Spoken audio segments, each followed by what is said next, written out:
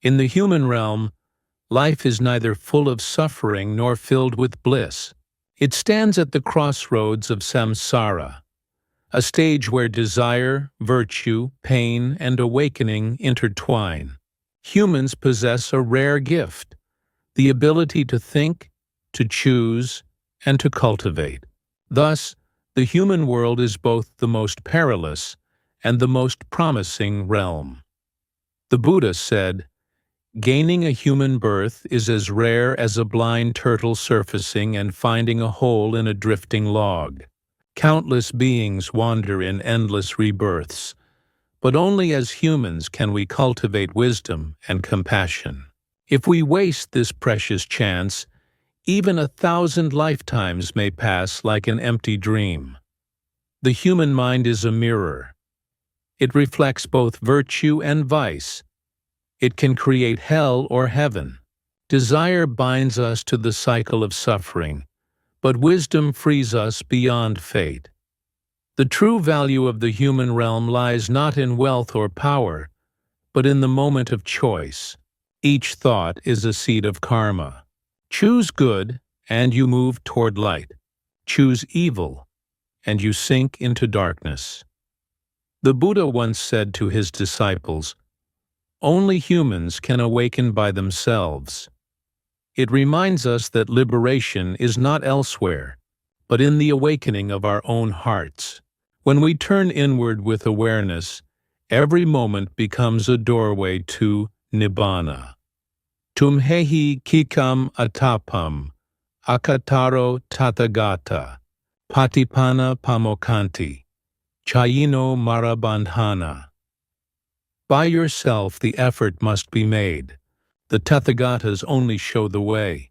Those who meditate and practice will be freed from Mara's bonds.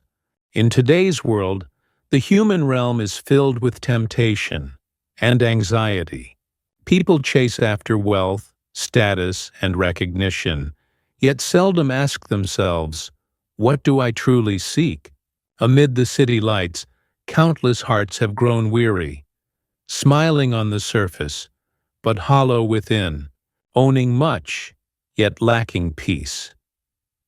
Some continue climbing the ladder of fame and success, only to drift further from their original heart. Others lose themselves in the illusions of the digital world, addicted to likes and comparisons, forgetting who they truly are. Yet some awaken through suffering. When all external pursuits collapse, they turn inward at last. And in that moment, they realize true happiness is not in gaining more, but in letting go of what causes pain. In the human realm, we are all practitioners. No matter who you are, each choice and each thought shapes the path of your next existence. A human birth is rare, but rarer still is the heart willing to awaken.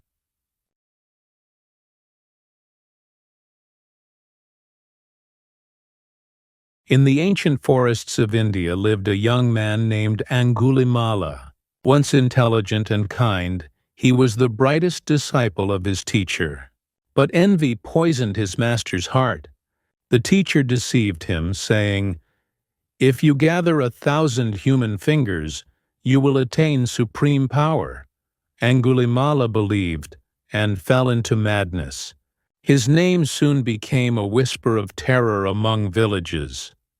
One day, he realized only one victim remained, and he chose the calm monk walking ahead, the Buddha himself. He ran with his blade raised, shouting, "Stop!" The forest trembled with his roar, leaves whirling in the wind, but the monk walked on, serene, unhurried, as though untouched by the storm of the world.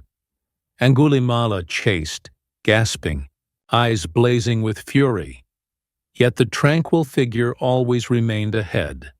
At last, exhausted, he cried again, "Why won't you stop?" The Blessed One turned slowly, his gaze soft, like moonlight upon still water. "I have stopped, Angulimāla," the Buddha said. "It is you who have not stopped."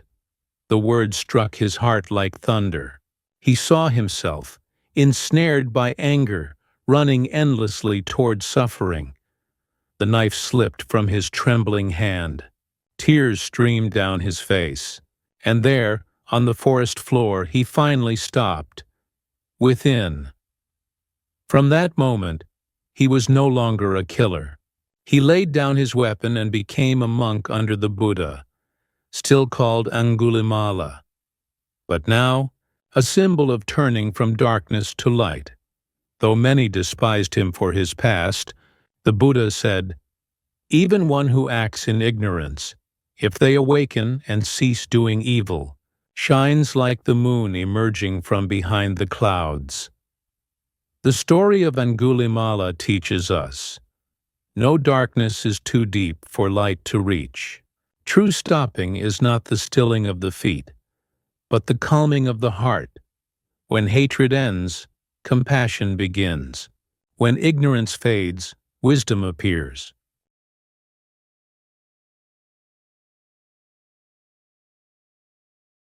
In the human realm, we possess the most precious and the most perilous freedom, the freedom to choose. Some chase after fame and wealth, lost in endless comparison and anxiety, while others, through life's ups and downs, begin to awaken and learn to let go. The human world is special because here we can choose between delusion and awakening. Ah Ming was an ordinary office worker, working late into the night just to stay afloat. He thought hard work was the purpose of life, yet his smile faded day by day. Then one day his mother suddenly fell ill and was hospitalized. Watching her grow weak in bed, he realized he had missed too many precious moments. After his mother recovered, Ah Ming visited a temple to seek guidance. The monk told him, "The problem is not outside, it is in your mind. Without right view, you'll be trapped by your own thoughts." The teacher introduced him to bhavana, the cultivation of the mind, through mindfulness and meditation. From then on, Ah Ming practiced daily, sitting quietly, watching his breath, observing his thoughts. After 3 months, his concentration deepened. He began to perceive impermanence, suffering, and non-self. He realized that true practice is not about escaping the world. It is about awakening within it. Spiritual cultivation is not only about chanting or meditation. It is about seeing anger when it arises and letting go of craving when it appears.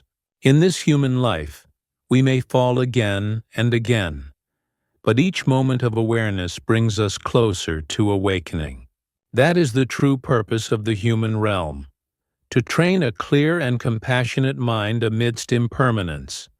The Buddha said, "A human birth is as rare as a blind turtle surfacing once in 100 years and finding a floating log with a hole. And yet here we are, breathing, walking, aware. The ability to reflect, to learn, to practice, is already a blessing. The meaning of life is not how long we live, but how awake we are while living." Practice does not always mean leaving the world behind. True practice means facing defilements without running away, finding calm in chaos and compassion amid pain. When the heart is at peace, the world ceases to be a prison. It becomes a place of practice. In the long night of samsara, the human realm is like a lamp. It allows us to know suffering, to see impermanence, and to release attachment. Every moment of mindfulness, every act of kindness, lights the path for ourselves and for others. Amid countless cycles of birth and death, the human realm is brief yet precious. If within this short span we come to know our hearts, live with wisdom, and radiate compassion, we are no longer mere mortals, but travelers on the path of awakening. The human realm is the most precious among the 6 realms.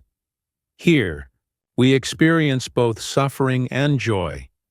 We can fall, yet we can also awaken. For this very reason, the human world is the gateway to liberation. But when goodness ripens and the heart shines brightly, beings may rise to a higher plane. The heavenly realms. There, bliss and radiance abound, yet the Buddha reminds us, even in heaven, joy is impermanent.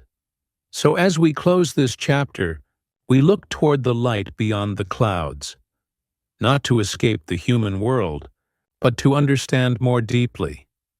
Wherever we are, only the awakened heart is home.